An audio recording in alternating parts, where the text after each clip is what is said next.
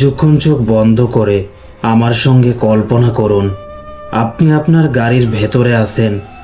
রাতের গভীর নীরবতা, চারপাশে এমন শুনশান পরিবেশ যেখানে কোনো মানুষ নেই, মানুষের অস্তিত্বের ছায়াটুকুও নেই। যতদূর চোখ যায় শুধুই অন্ধকার, বন আর ফাঁকা মাঠ। গাড়ির হেডলাইট যতটুকু আলোকিত করে কেবল সেইটুকুই দেখা যাচ্ছে। তার বাইরে যেন পুরো পৃথিবীটা ব্ল্যাক হোল হয়ে গেছে। অন্ধকারে শুধুই আপনার গাড়ির ইঞ্জিনের শব্দ দূর দূর পর্যন্ত প্রতিধ্বনিত হচ্ছে। এই দৃশ্য কল্পনা করলেই মানুষের শরীরে শিহরণ জাগে। কিন্তু আপনি কি জানেন, আমরা যখন ঘরে ঘুমিয়ে থাকি তখন ট্রাক চালকেরা ঠিক এমনই ভয়াবহ পরিবেশের মধ্য দিয়ে রাতভর যাতায়াত করেন। আজ আমি আপনাদের সঙ্গে যে দুইটি ঘটনা শেয়ার করতে যাচ্ছি, তার প্রথমটি একজন ট্রাক ড্রাইভারের। তিনি রোমানিয়াতে লাইভ স্টক ট্রাক চালাতেন, কিন্তু সেই ঘটনার পর তিনি চিরতরে ট্রাক চালানো ছেড়ে দেন। দুটি ঘটনাই অত্যন্ত রোমহর্ষক। নিজেকে প্রস্তুত রাখুন আর আয়াতুল কুরসি পড়ে নিজের চারপাশে হেফাজতের বৃত্ত বানিয়ে নিন। প্রথম ঘটনার দিকে আসা যাক। আসসালামু আলাইকুম।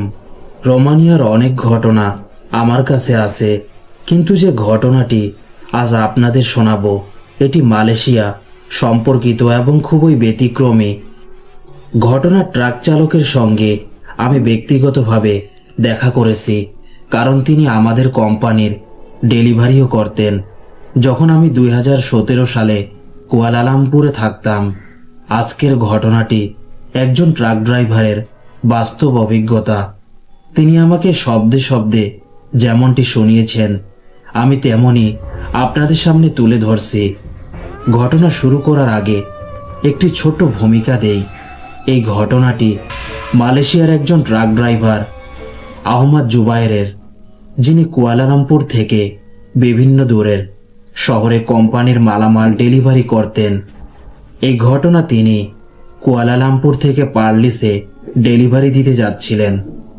কুয়ালালামপুর থেকে পার্লিসের দূরত্ব প্রায় 8.5 ঘন্টার রাস্তা, কিন্তু ট্রাক বা বড় গাড়ির ক্ষেত্রে স্পিড লিমিট ও রুটের জটিলতার কারণে অনেক সময় 10 থেকে 11 ঘন্টা লেগে যায়। রাস্তা শুধু কঠিনই নয়, বরং পুরোপুরি রহস্যময়।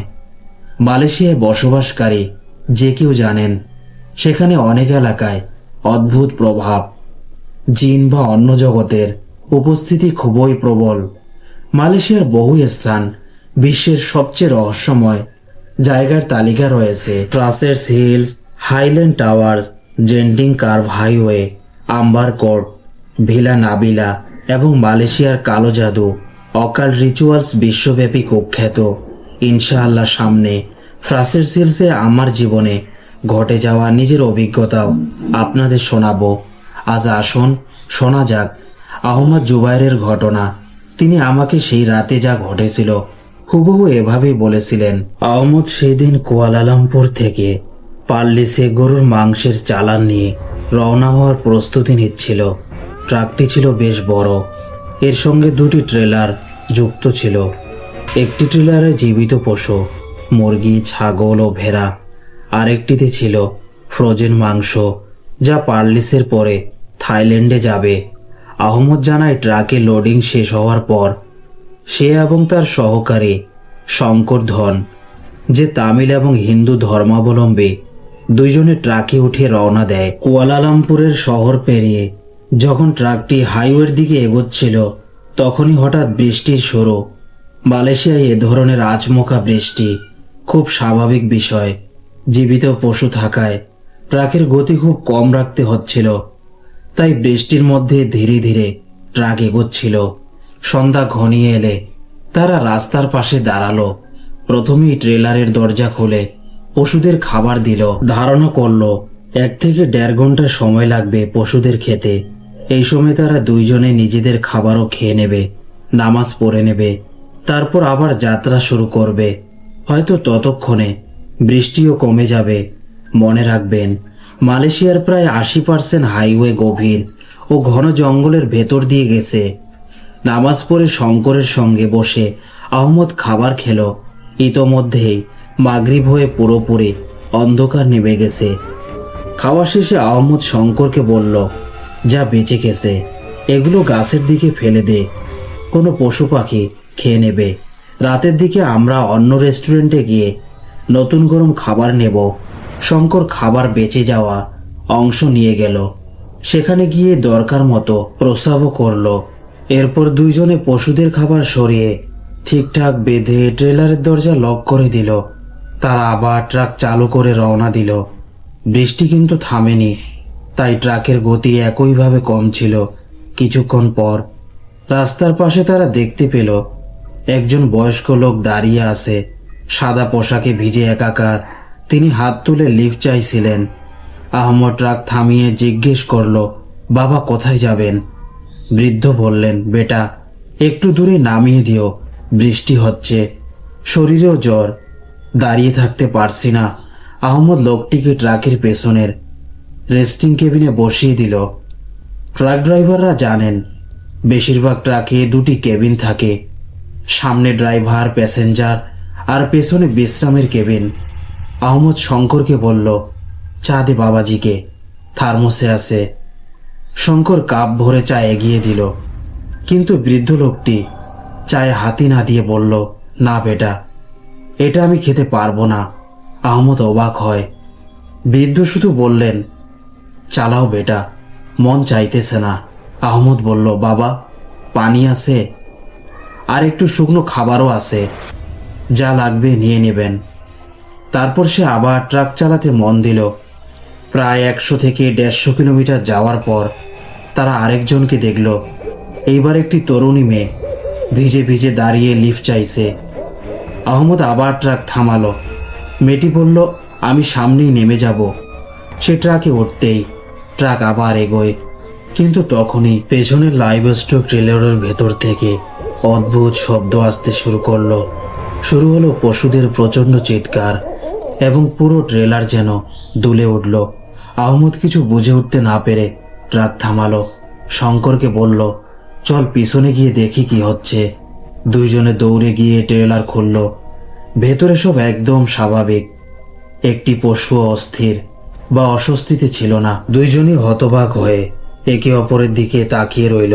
দুজনে আবার সামনে এসে ড্রাইভিং সিটে বসল। ট্রাক আবার চলতে শুরু করতেই ঠিক আগের মতো আবার দুলতে লাগলো। আর এবার তো পশুদের চিৎকার আরো তীব্র হয়ে উঠল, যেন কেউ তাদের মারছে বা ছিঁড়ে ফেলছে। আহমদ ট্রাক থামাতে যাচ্ছিল, কিন্তু পেছনের কেবিনে বসে থাকা সেই বৃদ্ধ আর মেয়েটি দুজনেই একসঙ্গে চিৎকার করে বলল, ট্রাক থামিও না, যে করেই হোক চালিয়ে যাও। আহমদ অবাক হয়ে বলল, কি বলছেন? পশুদের এমন ভয়ানক শব্দ শুনতে পাচ্ছেন না? বৃদ্ধ আর মেয়েটি একই সঙ্গে উত্তর দিল, হ্যাঁ শুনছি, কিন্তু এখন থামলে ভালো হবে না। এতে আহমদের ভিতর একটা রাগ চলে এলো। আমি উপকার করে আপনাদের তুলেছি, আর আপনারা উল্টো আমাকে হুমকি দিচ্ছেন। তখন পেছন থেকে অদ্ভুত কণ্ঠে দুইজন বলল, আমরা ট্রাকে সওয়ার হয়েছিলাম নাকি? এই লোকটি আমাদের উপরে নাপাক জিনিস ফেলেছিল। আমরা গাছের নিচে ইবাদত করছিলাম, আর এই লোক শঙ্করকে দেখিয়ে আমাদের ওপর নাজুকাত ফেলল। আমরা তোমাকে কিছু বলবো না, কিন্তু এই লোককে আমরা ছাড়ব না। এ কথা বলেই দুইজন ঠিক ধোয়ার মতো মিলিয়ে গেল। আহমদ ভয় পেয়ে সঙ্গে সঙ্গে ব্রেক চাপল। ট্রাক থেমে যায়। আহমদ আর শঙ্কর দুইজনেই কাঁপতে কাঁপতে একে অপরের দিকে তাকালো। ঠিক তখনই পুরো ট্রাকটি ভূমিকম্পের মতো কাঁপতে শুরু করলো। পশুদের চিৎকার চারদিকে প্রতিধ্বনিত হচ্ছে। আহমদ শঙ্করকে বলল, তুমি নামবে না? আমি পেছনে গিয়ে একবার দেখি। সে পিছনে দৌড়ে গেল, কিন্তু গিয়ে দেখে চিৎকার আসছে লাইভ স্টক ট্রেলার থেকে নয়, বরং ফ্রোজেন মাংসের ট্রেলার থেকে। আর ভিতরে এমন শব্দ যেন অনেক মানুষ একসঙ্গে মাংস ছিঁড়ে খাচ্ছে। আহমদের পুরো শরীর ঠান্ডা হয়ে গেল। সে দৌড়ে সামনে এসে দেখে শঙ্কর একদম স্থির বসে আছে, চোখ স্থির, মুখ বিকৃত, যেন মানুষের শরীর নয়, কিছু অন্য কিছু। আহমদ তাকে ঝাঁকিয়ে পানি ছিটিয়ে স্বাভাবিক করার চেষ্টা করল। হঠাৎ শঙ্কর রাস্তার দিকে আঙ্গুল তুলল। আহমদ রাস্তার দিকে তাকাতেই সে দেখে হাইওয়ের মাঝে দাঁড়িয়ে আছে 14 থেকে 16 ফুট লম্বা কয়েকজন দানবের মতো প্রাণী। তাদের দাঁত লম্বা, চোখ আগুনের মতো লাল, হাত অস্বাভাবিক বড়। এরা সবাই ট্রাককে ঘিরে দাঁড়িয়ে শঙ্করের দিকে ইশারা করছে। আহমদ মরিয়া হয়ে ট্রাক স্টার্ট করতে চাইছিল, কিন্তু ট্রাক স্টার্টই হচ্ছে না। এই সময় সে অনুভব করল তার শরীর থেকে যেন প্রাণ বের হয়ে যাচ্ছে। সে কাঁদতে কাঁদতে আয়াতুল কুরসি পড়া শুরু করলো। পাশে বসা শঙ্কর হঠাৎ জোরে হেসে উঠল। তার কণ্ঠ আর মানুষের মতো শোনা যাচ্ছিল না, একটি ভারী গভীর অমানসিক গলা। সে বলল, তুই যেতে চাইলে যা, কিন্তু এই লোকটাকে আমরা ছাড়ব না যতক্ষণ না মেরে ফেলছি। এই কথা বলে সে ট্রাক থেকে লাফিয়ে নেমে গেল। বাইরে তখনও প্রচণ্ড বৃষ্টি হচ্ছিল। শঙ্কর রাস্তার মাঝে বসে নিজের শরীর নিজেই আঘাত করতে লাগলো। নিজের মাথা রাস্তার ওপর আছাড় মারছে। তার কপাল ফেটে রক্ত বের হতে লাগলো। আর সেই সময় চারপাশে দাঁড়িয়ে থাকা সেই দানবের মতো মাখলুকগুলো নাচতে শুরু করলো। অদ্ভুত এক ধরনের ঢোলের শব্দ চারদিক থেকে শোনা যাচ্ছে, কিন্তু বাজনাওয়ালাকে দেখা যাচ্ছে না। আহমদ ভয়ে আতঙ্কে সাহস সঞ্চয় করে পুলিশের কাছে ফোন করলো। কাপা গলায় সাহায্য চাইল। পুলিশ ফোনে কথা শুনে লোকেশন ট্র্যাক করে দ্রুতই সেখানে পৌঁছায়। পুলিশ আসতেই বৃষ্টি থেমে গেল। শঙ্কর তখনও রাস্তার মাঝে পড়েছিল। আহমদ ট্রাক থেকে নামার সাহস পেল না। দেখল সেই একই মাখলুকগুলো একদিকে দাঁড়িয়ে হেসে চলছে, এবং সেগুলো কেবল আহমদ ছাড়া আর কাউকেই দেখা দিচ্ছে না। পুলিশ এলে আহমদ কাঁপতে কাঁপতে পুরো ঘটনাটা বলল এবং ইশারা করে দেখালো, ওরা এখনো সেখানে দাঁড়িয়ে আছে, তোমাদের চোখে হয়তো পড়ছে না। পুলিশ তাকে বিশ্বাস করল না। হাত কড়া পরিয়ে দেওয়া হলো এই অভিযোগে যে আহমদ নাকি নিজের সঙ্গীর জান নেওয়ার চেষ্টা করেছে। ওই অদ্ভুত মাখলুকগুলোর মাঝে যে দাঁড়িয়েছিল তাদের একজন জোরে বলে উঠল, আমরা তো তোমাকে আগে থেকেই বলেছিলাম এই লোকটাকে ছেড়ে দিয়ে চলে যাও। আমরা তোমাকে কিছুই করতাম না, কিন্তু তুমি আমাদের কথা মানোনি, তাই আজ তোমার সাথে যা হচ্ছে এটা আমাদের কথা না শোনার সাজা। পুলিশ আহমদকে গ্রেপ্তার করলো এবং শঙ্করকে অ্যাম্বুলেন্সে তুলে হাসপাতালে পাঠানো হলো। 15 দিন পরে পুলিশ আহমদকে মুক্তি দিয়ে জানায়, মারা যাওয়ার আগে শঙ্কর নিজের শেষ রেকর্ডে বলেছিলেন আহমদ নির্দোষ। সে নিজেই আত্মহত্যার চেষ্টা করেছিল। শঙ্কর সম্পর্কে পরে জানা গেল সে নিজের মাথায় এমন জোরে আঘাত করেছিল যে সেই ক্ষত আর সারা সম্ভব ছিল না। ওই আঘাতের তীব্রতাতেই সে মারা যায়। আজও আহমদ একদম সুস্থ স্বাভাবিকভাবে কুয়ালালামপুরে নিজের স্ত্রী সন্তানদের সঙ্গে জীবন কাটাচ্ছে। তবে সেই ঘটনার পর সে ট্রাক চালানো ছেড়ে দিয়েছে। সিঙ্গাপুরে এখন একটি প্রাইভেট কার চালায়। এই ছিল ঘটনা। আশা করি সবাই পছন্দ করবেন। সুযোগ পেলে আরও কিছু সত্য ঘটনার মতো অভিজ্ঞতা আপনাদের সামনে তুলে ধরব। প্রিয় লিসেনার্স, এবার আমরা পরের ঘটনায় চলে যাব। আজ আপনাদের সামনে পেশ করতে যাচ্ছি আমার এক খুব কাছের বন্ধুর ঘটনা। ওর বাড়ি ইন্দোনেশিয়ায়, আরও মালয়েশিয়ায় আমার সঙ্গে 3-4 বছর থেকেছে। যেদিন থেকে আমি আপনার চ্যানেল জয়েন করেছি সেই দিন থেকেই আমার বাড়ির লোক, বন্ধু, আপনজন সবাইকে এই চ্যানেল সাবস্ক্রাইব করিয়েছি। সবাই নিয়মিতভাবে আপনার ঘটনাগুলো শোনেন। আমি এগুলো লিখছি কারণ আজ যে বন্ধুর ঘটনা আপনাদের সামনে আনব সেখানে কলম আমার, কিন্তু ভাষা ফয়জান ও ওসমানের। ফয়জান একজন ইন্দোনেশিয়ান পাকিস্তানি। তার বাবা পাকিস্তানি, মা ইন্দোনেশিয়ান। কিছুদিন আগেও সে জিন, ভূত, অদৃশ্য মাখলুক বা এমন কিছুতে মোটেও বিশ্বাস করত না, বরং এইসব বিষয় নিয়ে যারা বিশ্বাস করে তাদের পাগল বলে হাসাহাসি করত।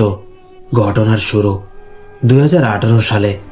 একদিন সন্ধ্যায় আমরা অফিস থেকে বের হয়ে আগের মতো তামিল রেস্টুরেন্টে বসে চা স্ন্যাক্স খাচ্ছিলাম, গল্প করছিলাম। ঠিক তখনই এক ছোট বাচ্চা খাবার ভিক্ষা চাইতে এলো। আমি পকেট থেকে কিছু রিঙ্গিত বের করে তাকে দিতে যেতেই ফয়জান তার হাত থেকে টাকা কেড়ে নিয়ে বলল, পাগল নাকি? এদের কাজই তো ভিক্ষা করা। তোমরা এরকম দিলে এরা আরো বাড়াবে। সে টাকা টেবিলে রেখে দিল। 2-4 রিঙ্গিত বাচ্চাটাকে দিল বটে, কিন্তু আমার দেওয়া পুরো টাকা তাকে দিতে দেয়নি। আমি টেবিলের ওপর রাখা টাকা আবার তুলে বাচ্চাটিকে দিয়ে বললাম, মানুষ হতে শেখো। ছোট্ট একটা বাচ্চা পেটের ক্ষুধায় ঘুরছে। আমি তখন ফয়জানকে বললাম, ছেলেটা যদি সত্যি ক্ষুধার্ত হয় তার কাছ থেকে তুমি কেন টাকা কাড়লে? আমি আবার শিশুটিকে টাকা ফিরিয়ে দিলাম। বাচ্চাটি যেতে যেতে আমাকে মায়াভরা চোখে তাকালো, হেসে বলল, আল্লাহ আপনাকে আরো দিক আর মানুষের সাহায্য করার তৌফিক দিক। এই কথা শুনে ফয়জান আরো রেগে গেল। সে বাচ্চাটিকে খুবই খারাপ কথা বলে দিল। আমি আর আমার বন্ধু ওর ওপর রেগে উঠলাম। যখন আমরা তাকে বকাঝোকা করছিলাম তখনই হঠাৎ দেখি বাচ্চাটি আমাদের চোখের সামনে থেকেই যেন মিলিয়ে গেল। কোথায় গেল কেউ জানি না। আমি ফয়জানকে বললাম, তুই বড় ভুল করলি, দোয়া কর এটা মানুষই হয়ে থাকে আর তোরে মাফ করে দেয়। ফয়জান উত্তর দিল, মানুষই ছিল আর চোরও ছিল, আমাদের মধ্যে ঝগড়া চলছিল। আমি তখন ওকে আমার দুবাইয়ের ঘটনাটা শোনালাম। যারা শুনেছেন তারা জানেন যে আমিও এমন এক পরিস্থিতির শিকার হয়েছিলাম। আমার কথা শেষ হওয়া মাত্র ফয়জান হাসতে হাসতে ওসমানের দিকে তাকিয়ে বলল, দেখ এখন তো মনে হচ্ছে জিনরা আমাদের কাছ থেকে চা আর স্ন্যাক্সও চাইবে। তার মতে এসব সব বানোয়াট বাজে কথা, সে এসব বিশ্বাসই করে না। তোমরা তোমাদের জিনভূত নিজের ঘরেই রাখো, সে বলল। খাবারের পরিবেশ সব নষ্ট হয়ে গেল। আমরা সবাই রেস্টুরেন্ট থেকে উঠে নিজ নিজ বাড়ির দিকে রওনা হলাম। ওসমান আমার বাসার কাছে থাকতো, তাই আমি সাধারণত তাকে নামিয়ে দিয়ে যেতাম। আমরা রাস্তার মাঝামাঝি আছি, এমন সময় ফয়জান ফোন করে দিল। বলল, আমার ওয়ালেট পাচ্ছি না, পকেটে নেই, হয়তো রেস্টুরেন্টেই পড়ে গেছে। আমরা আবার রেস্টুরেন্টে ফিরে গেলাম। গিয়ে দেখি আমাদের টেবিলে একটি মেয়ে বসে আছে। সেই টেবিলে ছিল যেখান থেকে আমরা উঠেছিলাম। আমরা কাছে যেতেই মেয়েটি ওয়ালেটটা ফয়জানের হাতে দিয়ে দিল। আমরা ধন্যবাদ জানাতেই হঠাৎ ওসমান মেয়েটির দিকে তাকিয়ে মুচকি হেসে বলল, আপনি চাইলে আমাদের সাথে যেতে পারেন। আমি সঙ্গে সঙ্গে ওসমানের হাত টেনে সরিয়ে নিলাম। ফয়জান ওয়ালেট ফেরত পেয়ে আমরা কিছুটা স্বস্তি পেলাম, কিন্তু সেই স্বস্তি খুব বেশিক্ষণ টিকল না। মেয়েটি হঠাৎ বলল, ফয়জান তুমি নিজেই নিয়ে যেতে পারতে, আর এই দুইজনকে কেন সঙ্গে এনেছো? ও আমাদের নাম ধরে বলল। আমি আর ওসমান একে অপরের দিকে তাকালাম। আমাদের নাম সে কিভাবে জানলো? কিছুটা এগোতেই ওসমান বলল, হ্যাঁ তোর নাম তো ওয়ালেটের আইডি কার্ড দেখে জানতে পারে, কিন্তু আমাদের দুজনের নাম কিভাবে জানলো? ফয়জান হেসে বলল, এটা খুবই স্বাভাবিক, হয়তো এখানে আশেপাশেই ছিল, আমাদের নিজেদের নাম একে অপরকে ডাকতে শুনেছে। এই কথা শুনে আমি ওসমানকে ইশারা করে বললাম, চল। একটা পাগলের সাথে তর্ক করে লাভ নেই। আমি ওসমানকে বাড়ি নামিয়ে দিয়ে স্বাভাবিকভাবে নিজের পরিবারের কাছে ফিরে গেলাম। পরের দিন অফিসে গেলাম, দেখি ফয়জান নিজের কেবিনে নেই। আমি একজন সহকর্মীকে জিজ্ঞেস করলাম, ফয়জান কোথায়? সে বলল, আজ তো সে অফিসে আসেনি। ফয়জান সাধারণত দেরি করত, তাই খুব অবাক হলাম না। আমি আর ওসমান কাজ নিয়ে ব্যস্ত হয়ে গেলাম। লাঞ্চ টাইমে ক্যাফেটেরিয়ায় গিয়ে আবার খবর পেলাম ফয়জান এখনো আসেনি। আমরা ফোন করলাম, কোনো সাড়া নেই। আমি বাধ্য হয়ে তার স্ত্রীকে ফোন করলাম। তিনি জানালেন ও তো গতকাল অফিস থেকে এসে ঘুমিয়ে পড়েছে, আর সকাল থেকে জাগছেই না। আমি ডাকতে গেলে বলে, আমাকে ঘুমাতে দাও, আমি নিজে না ওঠা পর্যন্ত কেউ আমাকে ডেকো না। এই কথা শোনার পর আমরা দুইজনই ভীষণ উদ্বিগ্ন হয়ে পড়লাম। আমরা ঠিক করলাম ডিউটি শেষ হলে ফয়জানের বাসায় গিয়ে খোঁজ নেব, কিন্তু আমরা এই সিদ্ধান্ত নিয়েছি। ঠিক তখনই ওসমানের ফোন বেজে উঠল। কলটি ফয়জানেরই ছিল।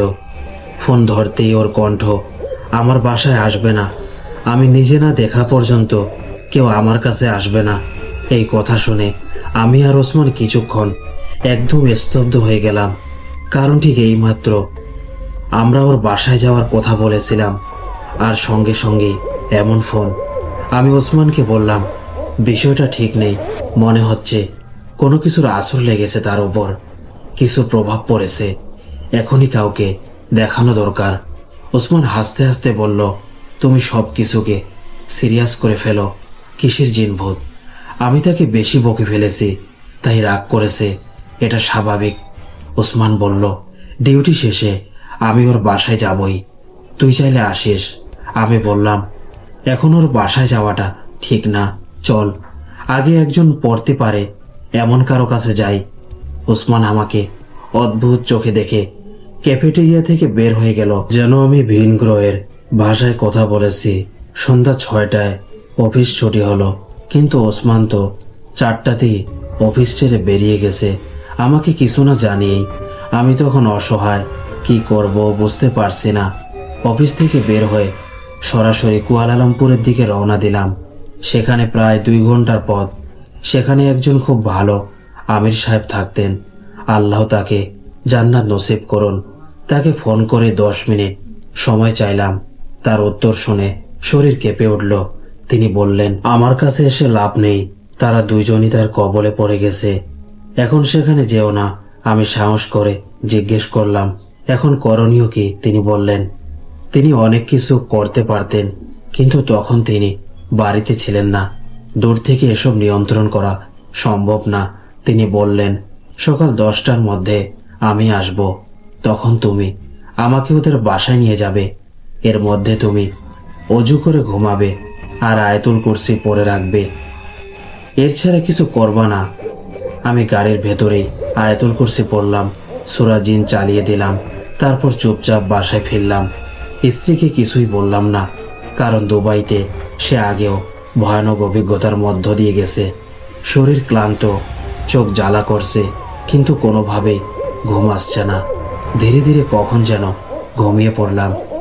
এবার স্বপ্নে যা দেখলাম, এটাই ফয়জান আর ওসমানের আসল ঘটনার ভয়ঙ্কর শুরু।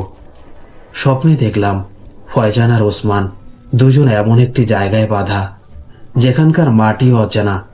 ওদের হাত পা মোটা লোহার তার দিয়ে শক্ত করে বাঁধা। ওদের সামনে দাঁড়িয়ে আছে এক ভয়ঙ্কর মাকার দানবের মতো দেখতে মাকলুক। গায়ের রং পুড়ে যাওয়া কয়লার মতো, চোখ দুটো লাল হলুদে জ্বলছে। ওর হাতে হান্টার চাবুক, আর সেই চাবুকের মাথায় বেরিয়ে আসে ধারালো লোহার কাঁটা।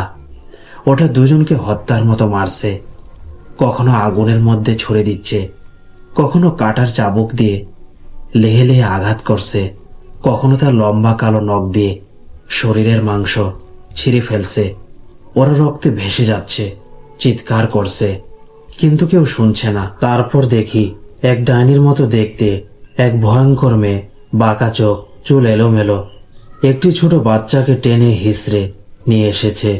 সে ফয়জানের দিকে তাকিয়ে বলছে, গতকাল আমার সন্তানকে অপমান করেছিলে, আজ তোমার সন্তানকে আগুনে পোড়াবো। সে বাচ্চাটিকে আগুনে ছুঁড়ে দিল।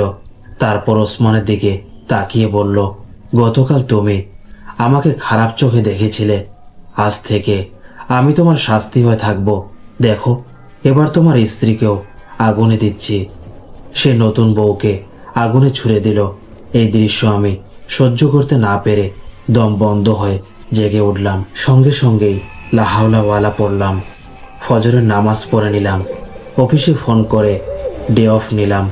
সকাল 10টায় আমির সাহেবকে নিয়ে বের হলাম। এইসব কথা বলতে বলতে আরেকটা গুরুত্বপূর্ণ কথা বলে, ফয়জানের তখনও কোনো সন্তান হয়নি, আর ওসমানের তো বিয়ে হয়নি। সে পুরোপুরি কুমার ছিল। যখন আমির সাহেবকে গাড়িতে তুলে আনলাম, তখন আমি তাকে আমার স্বপ্নটার কথাও বললাম। স্বপ্নটা শোনার পর তিনি শুধু একটাই কথা বললেন, গাড়ি তাড়াতাড়ি ফয়জানের বাসায় নিয়ে চলো। আর এখন একদম চুপ। আমি আর কোনো কথা না বলে দ্রুত গাড়ি চালিয়ে ফয়জানের বাড়িতে পৌঁছালাম। বাড়ির গেটের সামনে গিয়ে দেখি ফয়জানের স্ত্রী বাইরে বসে আছে। আমাকে দেখেই সে হাউমাউ করে কান্না শুরু করলো এবং বলল, রাত থেকে আমি ভয়েতে এখানেই বসে আছি। আমি যেদিকেই যেতে চাই কোনো একটা মহিলা আমার চুল টেনে আবার এই দরজায় বসিয়ে দেয়। আমির সাহেব তখন গেটের বাইরে দাঁড়িয়ে সূরা পড়া শুরু করলেন। ঠিক সেই সময় ঘরের ভেতর থেকে ঢোলের আওয়াজ, অদ্ভুত ধরনের তালের শব্দ বাজতে লাগলো। যেরকম অস্বাভাবিক শব্দ কিছুদিন ধরে আসছিল ঠিক সেরকমই। অনেকক্ষণ পড়া দোয়া করার পর দরজা খুলে গেল। আমির সাহেব একা ভেতরে ঢুকলেন। আর বেশ কিছুক্ষণ পর তিনি আমাকে এবং ফয়জানের স্ত্রীকে ভেতরে ডাকলেন। ভেতরে গিয়ে আমরা যে দৃশ্য দেখলাম মনে হলো যেন ওসমান আর ফয়জান দুইজনকেই কেউ নির্মমভাবে পিটিয়েছে। পুরো শরীরে নীলচে দাগ, মুখে মারকাট চোট, আর শরীর জুড়ে অদ্ভুত সব ক্ষত, যেন কোনো ধারালো রুক্ষ কিছুর আঘাত। তখনই আমার স্বপ্নটার কথা মনে পড়ে গেল। আমির সাহেব তাদের উপর দোয়া দরুদ পড়লেন, কিছু তদবির শেখালেন যা তাদের পালন করতে হবে। কিন্তু তারা সেগুলো করেছে কি করেনি আমি আর কখনো জিজ্ঞেস করিনি, বরং কখনোই ঘটনার প্রসঙ্গ তুলিনি। এরপর 2019 সালে ফয়জানের ঘরে একটি কন্যা সন্তান জন্মায়। সে নিজের সংসারে ব্যস্ত হয়ে গেল। সব ঘটনাকে খারাপ স্বপ্ন ভেবে ভুলে গিয়ে নতুন জীবন শুরু করলো। কিন্তু একদিন রাতে সে একটি স্বপ্ন দেখল। স্বপ্নে দেখল কেউ একজন তার মেয়েকে আগুনের মধ্যে ছুঁড়ে ফেলেছে। সে চমকে ওঠে এবং সঙ্গে সঙ্গে স্ত্রীকে স্বপ্নের কথা বলে। স্ত্রী তাকে শান্ত করে বলে, চিন্তা করো না, তোমার মেয়ে নিরাপদ আছে, আমরা সবাই খুব যত্ন নেই। এই স্বপ্নটার কয়েকদিনই কেটেছিল। তার মেয়ে তখন হাঁটতে শিখেনি, কিন্তু হাঁটু ভর দিয়ে চলতে পারত। একদিন খেলতে খেলতে সে রান্নাঘরে চলে যায়। চুলায় তখন খাওয়া রান্না হচ্ছিল।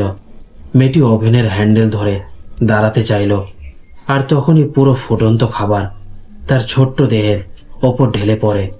পুরোপুরি পুড়ে যায় সে। দ্রুত অ্যাম্বুলেন্স ডাকা হয়। 6 মাসেরও বেশি সময় তাকে হাসপাতালে রাখতে হয়। আলহামদুলিল্লাহ শেষ পর্যন্ত বেঁচে যায়। কিন্তু 2 বছর ধরে সে ভয়াবহ যন্ত্রণা সহ্য করেছে। 2022 সালে ওসমানের বিয়ে হয় এক মালয়েশিয়ান মেয়ের সাথে। বিয়ের কিছুদিন পরে তাদের ভয়াবহ অ্যাক্সিডেন্ট হয়। ওসমানের একটা চোখ পুরো নষ্ট হয়ে যায়। এখন সে মাত্র এক চোখে দেখতে পারে, আর তার স্ত্রী, তার 2 চোখই নষ্ট হয়ে যায়। সাথে সাথে সে আধাপঙ্গু হয়ে পড়ে। আশা করি এই ঘটনা থেকে আমরা একটা শিক্ষা পেয়েছি। যদি আপনার দেওয়ার মতো কিছু না থাকে তাহলে অন্তত ভদ্রভাবে না বলুন। রাগ, কঠোর আচরণ বা অপমান কখনোই করবেন না। কত বড় বিপদ কখন কার ওপর নেমে আসে কেউ জানেন না। ওসমানের ঘটনা মনে রাখেন। আপনি যাকে কি দৃষ্টিতে দেখছেন তা আপনি জানেন, কিন্তু সে কে বা কি তা আপনি জানেন না।